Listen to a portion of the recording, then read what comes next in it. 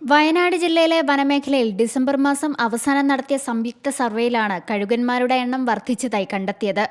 വയനാട് വന്യജീവി സങ്കേതം south north വനമേഖലകളിൽ നടത്തിയ സർവേയിൽ ചുട്ടിക്കഴുകൻ, കാതിലക്കഴുകൻ, ഇന്ത്യൻ എന്നീ ഇനങ്ങളിൽപ്പെട്ട 121 ഇനം കഴുകന്മാരെ കണ്ടെത്തി.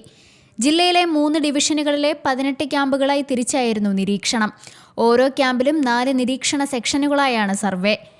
വയനാട് വൈൽഡ് ലൈഫ് ഡിവിഷന്റെ നേതൃത്വത്തിൽ കേരളം, കർണാടക, തമിഴ്നാട് വനം വകുപ്പുകളുടെ സംയുക്ത സഹകരണത്തോടെയാണ് രണ്ടാമത് സർവേ നടത്തിയത്.